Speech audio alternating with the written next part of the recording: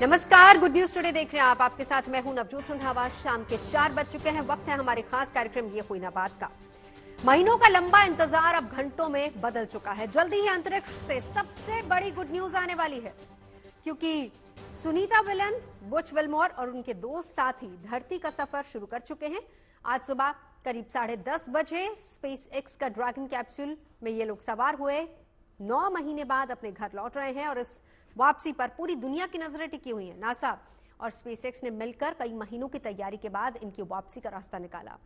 इस दौरान 9 महीने अंतरिक्ष में रहना सुनीता के लिए बेहद चुनौतीपूर्ण भी रहा, लेकिन आध्यात्म की शक्ति और ईश्वर की भक्ति से उन्होंने इस मुश्किल वक्त से पार पा लिया।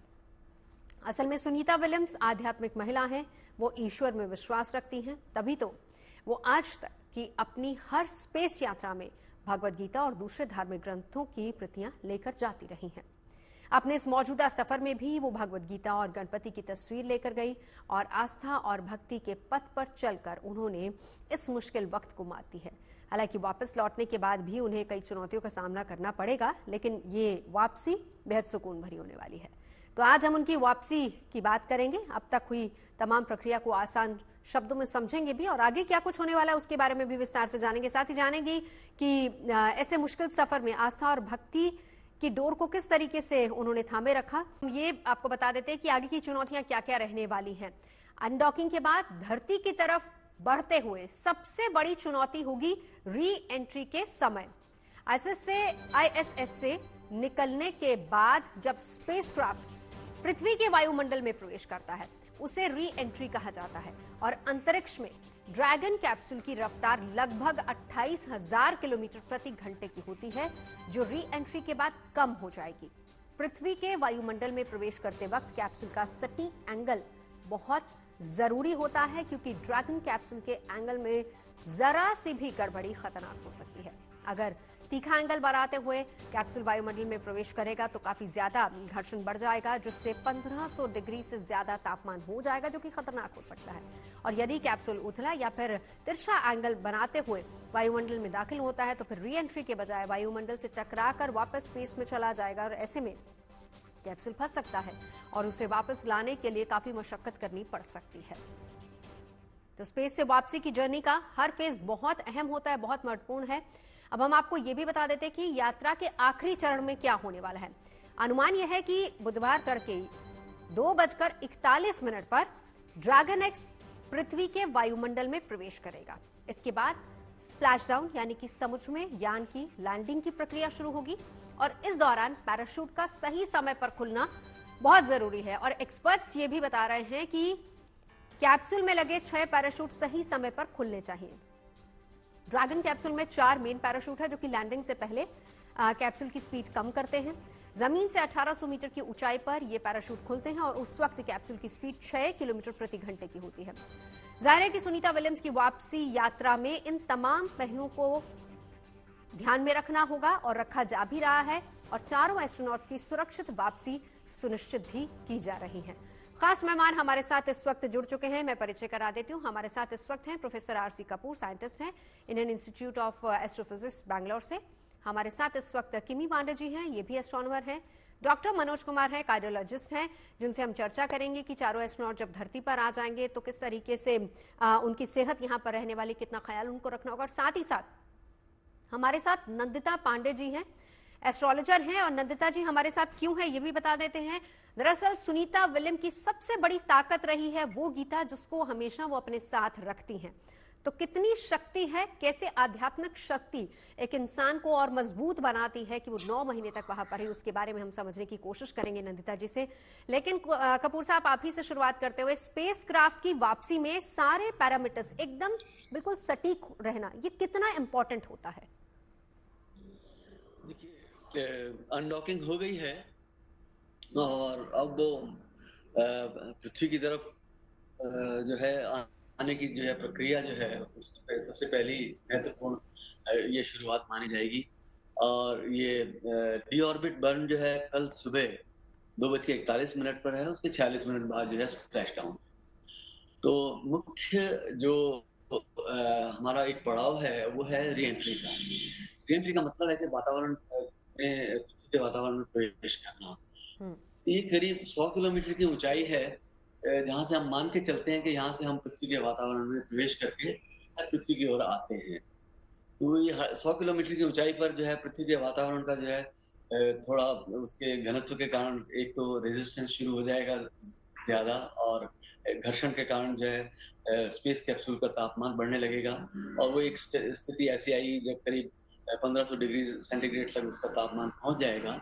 ये बहुत तेजी से जो है पृथ्वी की तरफ आते हुए, क्योंकि स्पीड बहुत ज्यादा है, इसलिए ऐसी जो है इतना ज्यादा गर्म भी हो जाता है ऑब्जेक्ट। लेकिन जो आखिरी 10 मिनट हैं वो सबसे ज्यादा जो है एक किस्म से लोमहर्षक कहे जाने चाहिए, क्योंकि हम साउंड बैरियर पार कर रहे हैं, और उसके बाद जो है जो नीचे उतरने की प्रक्रिया है, जैसा कि आपने बताया करीब 1800 मीटर की ऊंचाई से जो है पैराशूट खुलेंगे, और फिर स्प्लैश डाउन करीब 3:27 बिल्कुल। हमारे साथ इस वक्त प्रोफेसर आरसी कपूर तो मौजूद हैं ही, लेकिन साथ ही साथ हमारे साथ किमी जी भी मौजूद है। किमी जी, अब मैं ये जानना चाहूंगी अभी तक की जितनी भी प्रक्रिया हुई, क्योंकि मैंने कहा कि एक्यूरेसी टाइम कितना इंपॉर्टेंट रहता है तो हमने जाना उनसे, कपूर साहब से, लेकिन एक और चीज कि अभी तक की सारी प्रक्रिया बिल्कुल समय के हिसाब से हो रही है, ये संकेत क्या देता है? जी, संकेत यही देता है कि अगर सारी चीजें टाइम से हो रही हैं तो जब ऑलरेडी अनडॉकिंग हो चुकी है हमारी, और अब वो चीजें हम धरती की तरफ मूव कर रहे हैं, और जैसे ही हम आएंगे तो जब हम एटमॉस्फेयर की लेयर को क्रॉस करते हुए अंदर आएंगे तो हो सकता हो थोड़ी स्पीड और पैराशूट्स के खुलने की मतलब जब वो खुल रहे होंगे तो उस टाइम पे थोड़ा बहुत हमें स्पीड में कुछ डाउन करना होगा, जिसकी वजह से कि हो सकता है वो टाइम पे नीचे आ जाए बेसिकली। स्प्लैश डाउन सबसे ज्यादा इंपॉर्टेंट प्रक्रिया होती है, थोड़ा सा अगर आप हमें समझा पाएं, पैराशूट कितने रहते हैं, किस तरीके से पैराशूट खुलते हैं और क्या समय रहता है उनका? स्प्लैश डाउन जब होगा, राइट, जैसे कि हम बता रहे हैं कि हम स्प्लैश डाउन करा रहे हैं, और वो हम बेसिकली फ्लोरिडा के कोस्ट पे करा रहे हैं। जब वो वहां पे स्प्लैश डाउन हो रहा होगा तो जैसे कि आपने बोला कि टोटल 6 पैराशूट्स हैं, राइट, और उन 6 पैराशूट्स में पहले हमारे 4 पैराशूट्स का खुलना बहुत इंपॉर्टेंट है। तो वो खुलेंगे, उनकी बैलेंसिंग होगी, और उसके बाद उनकी जो स्पीड है, जैसे कि हम जब जैसे जैसे हमारा स्पेसक्राफ्ट नीचे को आ रहा होगा तो फिर वो उस चीज मतलब नीचे आते आते उसकी स्पीड को थोड़ा सा मेंटेन करेगा, उसको बैलेंस आउट कराएगा, और फिर जाके वो एक स्मूथ लैंडिंग की तरफ बढ़ेगा। बिल्कुल, चलिए ये प्रक्रिया हम आगे समझेंगे। लेकिन उससे पहले हमारे साथ इस वक्त नंदिता जी भी मौजूद हैं। नंदिता जी, अब आपके पास आते हुए, हर वक्त हमने देखा कि सुनीता विलियम्स पहले भी गई हैं स्पेस में, वहां पर भी तब भी उन्होंने गीता अपने साथ रखी, और अब भी गीता अपने साथ लेके गई हैं, और कुछ और प्रतियां हैं जिनको उन्होंने अपने साथ रखा है। कितनी शक्ति, कितनी ताकत गीता हमें देती है? देखिए, गीता तो जो सनातन धर्म का एसेंस है, आधार है, वो गीता है। और सनातन धर्म क्या है? It is the way how one should lead life. Philosophy of life क्या होती है? कर्मण्येवाधिकारस्ते मा फलेषु कदाचन। ये खुद ही बताता है, कर्म पे ध्यान दो और फल की चिंता मत करो। ईश्वर है, ईश्वर आपके चारों तरफ है, आपके अंदर भी है। वो कहीं ना कहीं उस तरह की एनर्जीज, सिंक्रोनिसिटी या सेरेंडिपिटी आप कहें, उस तरह की स्थितियां बना देगा जो आपके लिए जो भी बेस्ट होगा for your largest and highest good, वैसा होता जाएगा। तो जब आप संशय में रहते हैं, जैसे 9 महीने में कई बार ऐसा हुआ कि इनकी वापसी होनी है और हो नहीं पा रही थी, तो कई बार इंसान हताश हो जाता है और एक जन्म और मृत्यु के चक्रव्यूह में फंस के सोचने लगता है कि क्या ये मेरा अंत तो नहीं।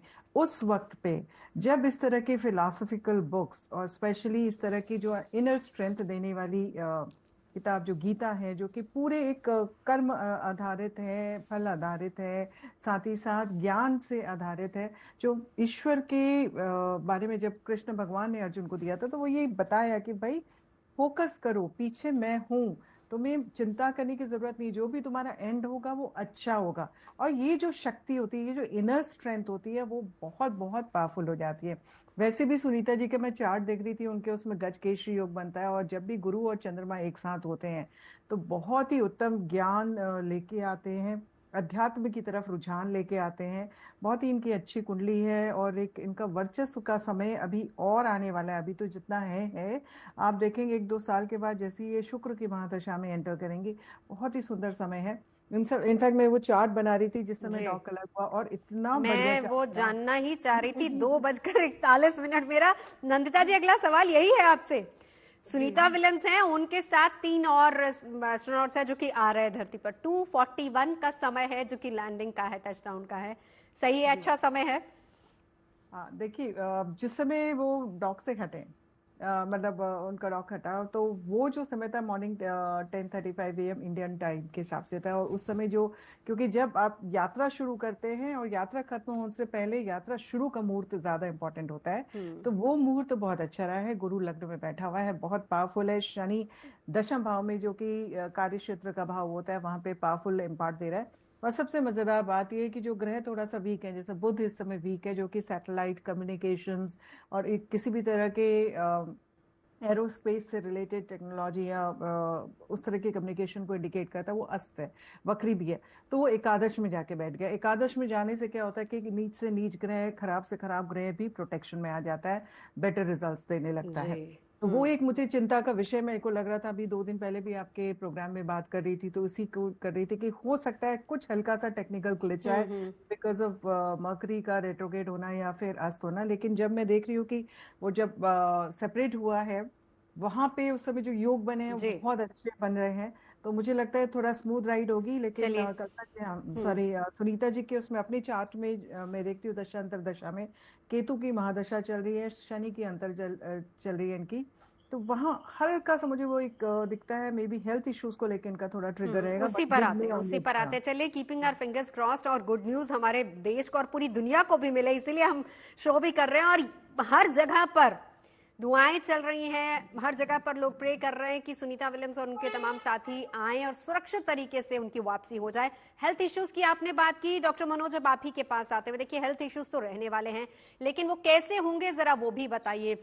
9 महीने स्पेस में रहने के बाद, और ऐसे में एज फैक्टर भी कितना इंपॉर्टेंट होता है, क्या क्या इश्यूज आ सकते हैं ऐसे में, डॉक्टर मनोज? जी, लॉन्ग स्टे जो आप स्पेस में करते हैं माइक्रोग्रेविटी के एटमॉस्फेयर में, तो जो मुख्य चीजें हैं वो मसल्स और स्केलेटल सिस्टम, जो आपकी हड्डियां हैं, उस पर असर करती है। हर मंथ में 1% मिनरल लॉस होता है, तो करीब करीब 9 महीने रहे हैं तो मिनरल लॉस होगा। मस्कुलर एट्रोफी, जो मसल्स हैं, खास करके बैक मसल्स और लोअर लिम्स के जो पैरों के मसल्स हैं, वो वीक हो जाते हैं, क्योंकि आप विदाउट ग्रेविटी आप फंक्शन करते हैं। हालांकि देखिए, आजकल के जो स्पेस क्राफ्ट हैं उसमें बड़ी चीजें उन्होंने डेवलप करी है। जैसे उन्होंने करा है ARED, जो एक तरह का रजिस्टिव एक्सरसाइज सिस्टम होता है। एक एडवांस ट्रेडमिल होता है, T2 बोलते हैं उसको। इसी तरीके से बाइसिकल एर्गोमीटर, इस तरह की चीजें हैं जिससे वो फिट रहते हैं। और सुनीता विलियम जी की उम्र करीब करीब 59 साल के आसपास है, बट फिजिकली बहुत फिट दिखती हैं, एक्टिव दिखती हैं। तो एक चीज जो रूटीन प्रोटोकॉल जो है, जो स्टैंडर्ड ऑफ प्रोसीजर्स जो है, वो ये है कि 45 दिन का नासा जो है वो रिहेबिलिटेशन करती है। तो उस चीज को टाइम लगता है, कुछ चीजें उस दौरान रिवर्ट हो जाती, कुछ चीजें रिवर्ट नहीं होती। जैसे एक चीज जो बहुत कॉमन है, space flight neuro ocular syndrome. उसमें क्या होता है कि बॉडी की जो फ्लूइड डिस्ट्रीब्यूशन होती है, जो हम लोग ग्रेविटी में रहते हैं तो हमारा जो फ्लूइड है वो पैरों में जमा होता है। जब ये आप माइक्रो ग्रेविटी में होते हैं तो ये upper part of the body में, खास करके ब्रेन में देखिए एक चेंजेज अभी स्टडी हुई थी कि ब्रेन में जो वेंट्रिकल होते हैं, जो जिसमें कि सेरेब्रोस्पाइनल फ्लूइड होता है, उसकी साइज बढ़ जाती है।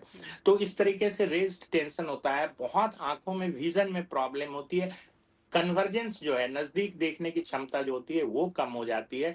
फेशियल पफिनेस, चेहरा बड़ा सूजा सूजा सा आपको एस्ट्रोनॉट का लगता होगा स्पेस में, आज फोटोग्राफ्स आप देखते हो, ये सारे फ्लूइड डिस्ट्रीब्यूशन की वजह से होता है। ये सारे रिवर्सेबल हैं। यहाँ पे डाइट पे और इन चीजों पे ध्यान देके, फिजियो देखिए इसमें फ्लाइट सर्जन होते हैं, फिजियोथेरापिस्ट होते हैं, एक्सरसाइज स्पेशलिस्ट होते हैं, इस तरीके से बहुत सारी चीजें रिकवर हो जाती हैं। बट आप खास करके जो ब्रेन में कुछ चेंजेस होते हैं, साइकोलॉजिकल जो चेंजेस डॉक्टर होते साहब, हैं, ये कितने समय तक रहते हैं, ये भी थोड़ा सा और एक्सप्लेन कीजिए, कि चाहे वो ब्रेन की बात हो या फिर जो फिजिकल चेंजेस बॉडी में आते हैं, कितना वक्त लगता है इसको रिकवर होने में? जनरली तो देखिए 2 महीने में हो जाता है, बट जैसे ब्रेन डायलिटेशन जो है, जो वेंट्रिकुलर डायलिटेशन है, जो सेरेब्रोस्पाइनल फ्लूइड की, खास करके लैटरल वेंट्रिकल, जो ब्रेन में 2 वेंट्रिकल होते हैं, लैटरल वेंट्रिकल जो बड़ा होता है और थर्ड वेंट्रिकल, उसकी साइज बढ़ जाती है। कभी-कभी स्टडी में देखा गया कि 3-3 साल तक लग जाते हैं उसको रिकवर करने में। बट जो विजन्स का है, डिसबैलेंस जो आपका जो वेस्टिबुलर नर्वस सिस्टम है, वो वहां पे बिल्कुल डिसओरिएंटेशन सा हो जाता है। तो जब आप लैंड करते हैं, आप जब जमीन पे आते हैं, अर्थ के ग्रेविटी में आते हैं, तो आपको सबसे पहले आपकी बैलेंसिंग इंप्रूव करानी होती है, मस्कुलर जो आपका स्ट्रेंथ है उसको इंप्रूव कराना होता है, और कुछ जो न्यूरल चेंजेज हैं या जो ब्रेन से रिलेटेड चेंजेज हैं उसमें टाइम लगता है। प्रोफेसर कपूर, आपके पास आते हुए हमने पैराशूट की प्रक्रिया तो जानी, और ये थोड़ा सा सर हमें समझाइए, क्योंकि ये भी कहा जा रहा है कि लैंडिंग के वक्त कैप्सूल का एंगल बहुत इंपॉर्टेंट होता है। ये बात सही है, क्योंकि जब ये पृथ्वी के वातावरण में हम प्रवेश कर रहे हैं तो जो एंगल है वो इस प्रकार का होना चाहिए कि एकदम ये छिटक के कहीं बाहर की तरफ जो है वो प्रेशर ना पड़े कैप्सूल के ऊपर, और इतना शैलो, इतना स्टीप एंगल भी ना हो कि जिसमें जो है हीटिंग जो है वो एक समस्या बन जाए। हाँ। तो पूरी की पूरी जो ट्रेजेक्ट्री है ये, यानी कि अनडॉकिंग के बाद से जब डीऑर्बिट करते हैं, पूरी की पूरी ट्रेजेक्ट्री जो है कैलकुलेटेड है। कहाँ पर जाके स्प्लैश डाउन होना है, वहां पर एक उसके लेकर के एक एलिप्स बन जाता है कि हम इसके अंदर ही जो है वो स्प्लैश डाउन होने वाला है। पूरी पूरी जो प्रक्रिया है मतलब एकदम से जो है जो लास्ट डिटेल जो है वो कैलकुलेटेड है। और ऐसे में नासा की तरफ से एक और भी कंडीशन दी गई है कि वेदर कंडीशंस जो है उसके ऊपर भी कुछ हद तक ये बातें निर्भर करती हैं, तभी वो एग्जैक्ट लोकेशन जो है सर इसी पर एक सवाल और जरा बताइए, क्योंकि अगर हम ये देख रहे हैं कि डॉकिंग की प्रक्रिया सही समय पर खत्म हुई है, तो इसके बाद क्या लैंडिंग की प्रक्रिया या समय में थोड़ा सा फेरबदल हो सकता है? क्या ये पॉसिबिलिटीज हैं? वो ऐसा है कि वो बहुत टाइट सिचुएशन है, इतना आसान भी नहीं है, क्योंकि जरा सा पैरामीटर में कुछ भी जरा सा चेंज करेंगे या वेलोसिटी में अगर हम जरा सा भी फर्क करेंगे तो ट्रेजेक्ट्री जो है वो एकदम से बदल जाएगी। हमको जो लास्ट पॉइंट है जहाँ पर कि इम्पैक्ट होना है समुद्र में, वो उसमें फर्क आ सकता है काफी अच्छा, क्योंकि आसमान में जो एंगल बहुत छोटा है, लेकिन जब वहां पहुंच रहे हैं तो वो जो डिस्प्लेसमेंट है, पॉसिबल डिस्प्लेसमेंट एक्सपेक्टेड जगह से, वो काफी ज्यादा भी हो सकता है। तो वो तो देखना पड़ेगा, क्योंकि ये डिटेल्स जो है वो जैसे ये प्रक्रिया आगे बढ़ेगी तो तभी हमें कुछ कुछ पता चलना लगेगा। कल सुबह 2:41 पर जैसे डीऑर्बिट के लिए बर्न है, उसके बाद जिस प्रकार से लाइव स्ट्रीमिंग में नासा की तरफ से बताया जाएगा तो फिर हम जान जी। एक बार किमी जी जरा आपसे भी समझेंगे, सबसे अहम पड़ाव जो है वो री एंट्री का होता है, कितना इंपॉर्टेंट है ये धरती के वायुमंडल में प्रवेश करना, और कितना ट्रिकी है ये भी समझाइए। जी बिल्कुल, जैसे कि हम देख रहे हैं जब अनडॉकिंग हो गई और हम दोबारा अर्थ के एटमॉस्फेयर की तरफ आ रहे हैं, तो उस टाइम की स्पीड और जैसे ही आप एक एटमॉस्फेयर को ब्रेक करके अंदर की तरफ आ रहे हैं तो उसकी स्पीड, तो वहां पे एक स्टेबिलिटी बहुत इंपॉर्टेंट हो जाती है। तो बहुत हाँ, ऐसा आप मान लीजिए कि अगर वहां पे नियंत्रण नहीं रहा और अगर चीजें बैलेंस आउट नहीं हुई तो बट ऑफकोर्स सब कुछ ठीक ही होगा और वो बहुत अच्छे से और बहुत ही सटीक तरीके से एटमॉस्फेयर को क्रॉस करेंगे और फिर धीरे धीरे करके वो अपनी सेफ लैंडिंग की तरफ जाएंगे। और उसको बैलेंस आउट करने के लिए पैराशूट का समय से खुलना बहुत जरूरी है। बहुत बहुत बहुत जरूरी है पैराशूट का खुलना, और डेफिनेटली पैराशूट तो टाइम पे खुलेगा ही खुलेगा, उसमें तो कोई दो राय। और वो सबसे बड़ी अहम रोल रहेगा, क्योंकि उसी से स्पीड को कंट्रोल किया जाएगा। जी बिल्कुल बिल्कुल। प्रोफेसर कपूर, जरा अगर आप बता पाए, हर साल कितने स्पेसक्राफ्ट आते जाते हैं? ये तो जो अलग अलग स्पेस एजेंसीज के जो है इतने सारे प्रोग्राम्स हैं, कहीं कोई सैटेलाइट को छोड़ने जा रहे हैं, कहीं कोई अर्थ ऑब्जर्वेशन सैटेलाइट है या कोई टेलीकम्युनिकेशन सैटेलाइट है। सैटेलाइट तो हजारों की संख्या में है जो कि पृथ्वी की चारों तरफ घूम रहे हैं। इसके अलावा जो साइंस मिशन होते हैं उसमें भी कुछ ना कुछ ऐसे प्रोग्राम्स रहते हैं। स्पेसक्राफ्ट जो है कहाँ के लिए मतलब जो उसका उद्देश्य रखा गया है, चाहे वो चंद्रमा की तरफ जा रहा है या किसी दूर के ग्रह की तरफ जा रहा है, तो वो सब प्रोग्राम्स जो हैं वो मीडिया से ही हमको पता चल पाते हैं, जी या जी। फिर अगर हम और किसी सर स्पेस क्या हर एजेंसी की वक्त स्पेस वेबसाइट में स्टेशन में किसी ना किसी का रहना जरूरी होता है? देखिए, जो इंटरनेशनल स्पेस स्टेशन है, अब देखिए कि कल जब ये ग्रुप फोटोग्राफ हुआ तो 11 लोग थे, उनमें से 4 जो हैं वहां से चल पड़े हैं। तो 7 लोग हैं वहां, और एक्सपेडिशन 73 शुरू हुआ है। 10 वाले 4 जो है अंतरिक्ष यात्री वहां पहुंचे हैं। तो आप ये देखिए कि विभिन्न प्रकार के इंस्ट्रूमेंट एक्सपेरिमेंट्स होते हैं, और जैसे सुनीता विलियम्स जी की जैसे स्टे वहां पर प्रोलॉन्ग हो गया, तो कुछ एक ऐसे एक्सपेरिमेंट्स हैं जिसमें कि वो खुद सिद्धहस्त हैं। तो ये एक किस्म से एक मौका मिला कि वो उन एक्सपेरिमेंट्स को लंबे समय तक चला सके। और इसके अलावा जो है जो एक्सपेरिमेंट्स हैं, आप ये समझिए करीब 200 होंगे या पता नहीं कितने होंगे, क्योंकि विभिन्न इंस्टीट्यूशंस के, विभिन्न एजेंसीज के अपने अपने इंस्ट्रूमेंट्स हैं, उसको लेकर के जो है विभिन्न तरह की मापें होती हैं। अंतरिक्ष का रेडिएशन है, और जो human beings international space station के अंदर हैं, उनके शरीर पर, उनके मन पर क्या प्रभाव पड़ रहे हैं समय के साथ, क्या जो कुछ भी खा रहे हैं और किस प्रकार से उनके शरीर को जो है उसका योगदान हो रहा है। ऐसी बहुत सारी चीजें हैं। और आपको याद होगा कि किसी एक समय में इन्होंने स्पेस स्टेशन में पिज्जा बनाया था, वहाँ फूल भी उगाया था। तो बहुत सारी संभावनाएं हैं, और माइक्रोबायोलॉजिकल एक्सपेरिमेंट्स भी होते हैं। इसके अलावा मतलब कोई सीमा ही नहीं है कि किस प्रकार के हम एक्सपेरिमेंट्स करें। तो प्रोफेसर आने वाले कपूर, समय में ये सारी चीजें कितनी हेल्पफुल होती हैं? क्योंकि अभी देखिए इसी बार हमने देखा था बहुत सारी चीजें इसमें हुई। ये कितनी, खासतौर पर अगर हम कहें कि इन चारों एस्ट्रोनॉट्स के धरती पर लौटने के बाद जो इन्फॉर्मेशन आएगी वो कितनी इंपॉर्टेंट होगी, कैसे मददगार होगी? देखिए, जो शुरुआत आप ये समझिए कि चाहे 2000 साल पहले या 3000 साल पहले हमने सोचना शुरू किया कि जो ये विश्व है ये क्या है। वो एक तस्वीर सी बड़ी थी जो एकदम से धुंधली थी। जो भी वैज्ञानिक खोजबीन हुई है पिछले 2000 2500 साल में, वो धीरे-धीरे उस तस्वीर को जो है स्पष्ट करती गई है। तो अब इतनी बारीकी से जो है हम ब्रह्मांड के बारे में और जीवन के बारे में जान रहे हैं, तो तस्वीर जो है काफ़ी हद तक स्पष्ट तो हो गई है।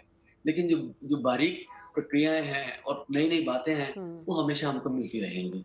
तो आप ये समझिए कि करीब 125 साल पहले एक पेटेंट ऑफिस में एक व्यक्ति ने रिज़ाइन कर दिया कि अब कोई नए पेटेंट्स आ ही नहीं रहे हैं, नए आविष्कार नहीं हो रहे हैं। वो सन 1980 के आसपास की बात थी। अब 20वीं शताब्दी में आप समझिए कि कितने बड़े-बड़े आविष्कार हुए हमारे ब्रह्मांड के बारे में, हमारे माइक्रोकॉस्मॉस के बारे में, जिस जिस प्रकार से हमारी सोच विचार में बदलावट आई है, वो पहले कभी भी नहीं थी। तो रिसर्च है।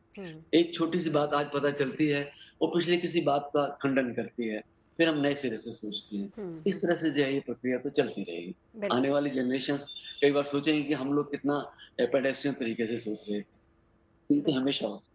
बिल्कुल। नंदिता जी, श्री कृष्ण ने कुरुक्षेत्र की धरती पर अर्जुन को ज्ञान दिया गीता का, लेकिन अब वही ज्ञान केवल धरती पर नहीं, ब्रह्मांड में भी किसी का मार्गदर्शन कर रहा है।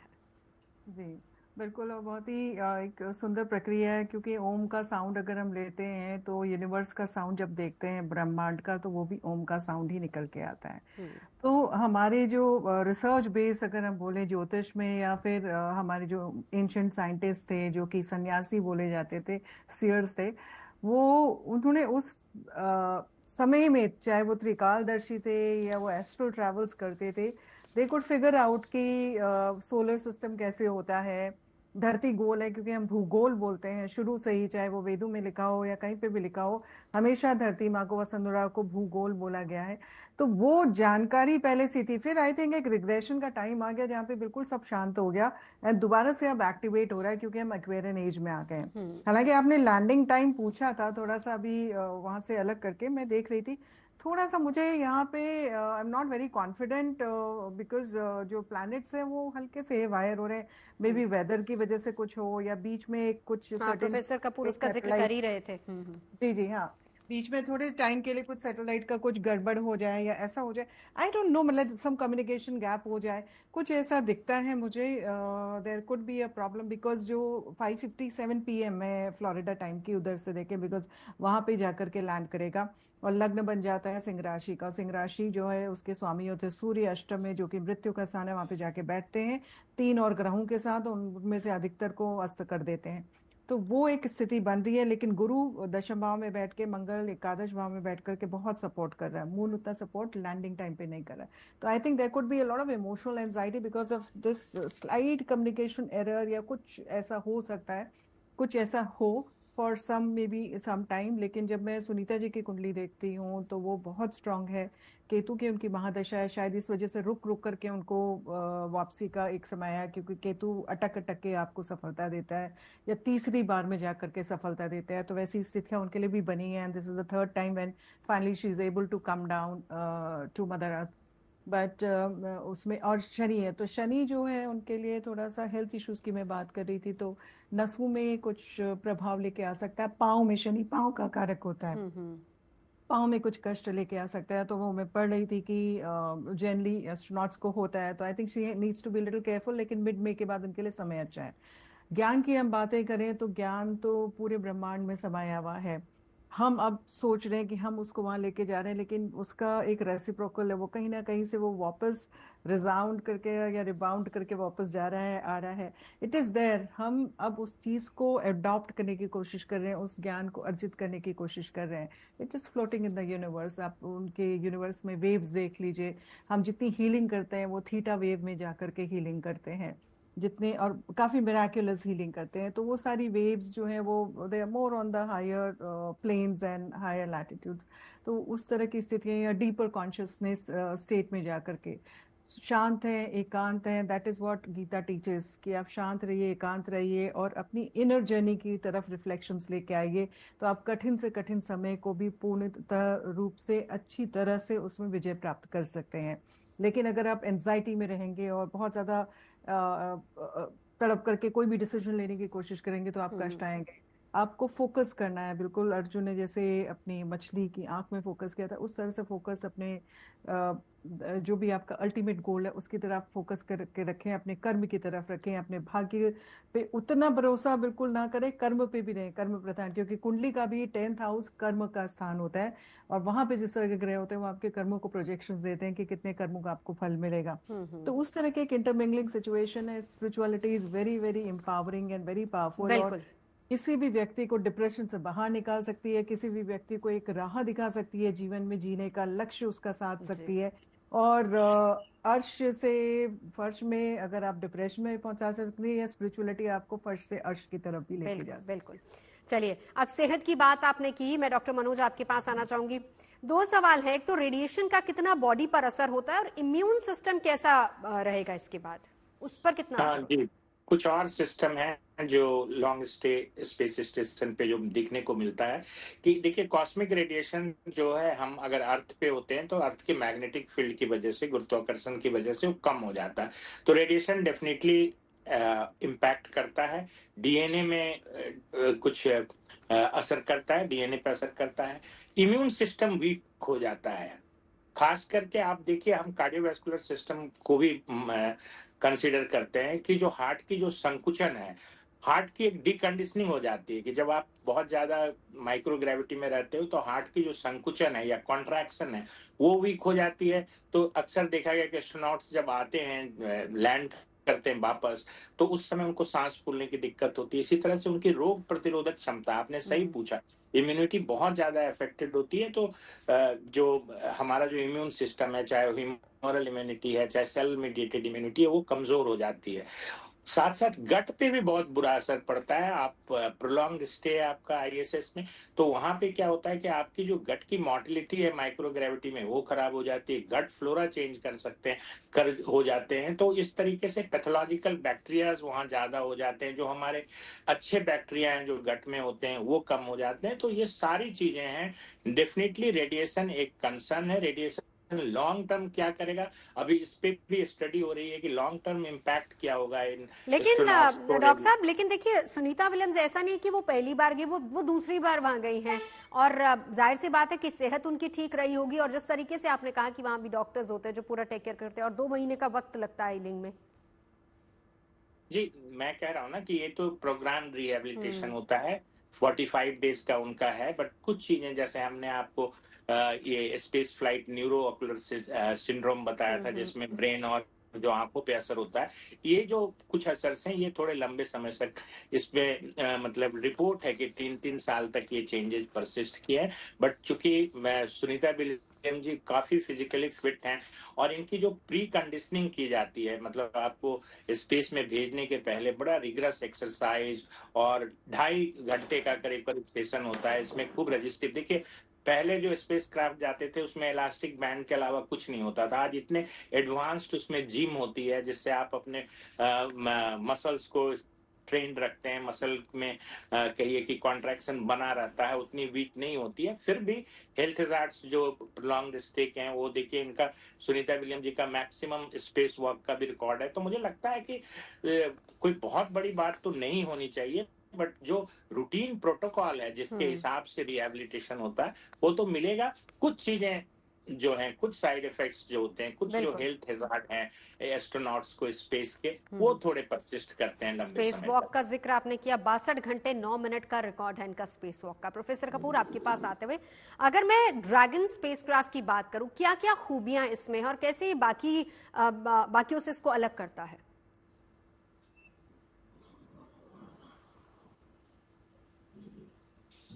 प्रोफेसर कपूर, आपसे सवाल है मेरा। तो जी। देखिए, जो ड्रैगन स्पेस क्राफ्ट है वो काफी समय से स्पेस एक्स जो है नासा के लिए काम कर रहा है, और सामान सप्लाई और वहां से जो जो चीजें वापस भेजी जानी है उन सबको वापस लाने के लिहाज से भी स्पेस एक्स ने नासा के साथ मिलके जो है काफी काम किया है। लेकिन जैसे बोइंग के स्टार लाइनर में ये गए थे, उसमें कंडीशंस दूसरी थी, तो दूसरी तरह से बना हुआ है, और उसके स्पेस सूट्स भी डिफरेंट थे। अब अंतरिक्ष में पहुंचकर स्पेस स्टेशन में रहते हुए तो इतना समय निकला, अब वापसी ड्रैगन के स्पेस क्राफ्ट में है, और उसकी अपनी अंदर की कंडीशंस थोड़ी दूसरी है, और इनके स्पेस सूट भी डिफरेंट है, तो उसके लिहाज से इनकी ट्रेनिंग नहीं हुई थी। तो उम्मीद करते हैं कि ये सब जो है वो उस प्रक्रिया से गुजरने के बाद ही, अब जैसे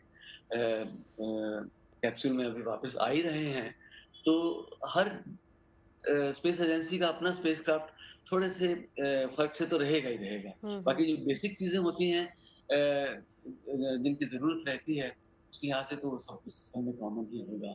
तो हर एक की अपना डिजाइन है, हर एक का। आखिरकार जैसे हम गाड़ियों को ही देखते हैं, तो काफी हद तक उनकी अपनी अपनी सबकी टेक्नोलॉजी होती है। आप उस तरह से इसको यहाँ पर भी समझ सकते हैं। ठीक है, तो सफर की शुरुआत तो हो चुकी है वापसी के। किमी जी, अब इसके बाद कल सुबह 2:41 से पहले के समय की अगर हम बात करें, सबसे इम्पोर्टेंट पार्ट कौन सा देखती हैं आप, और सबसे क्रिटिकल पार्ट? सबसे इम्पोर्टेंट पार्ट तो यही है कि बहुत सेफ लैंडिंग हो जानी चाहिए।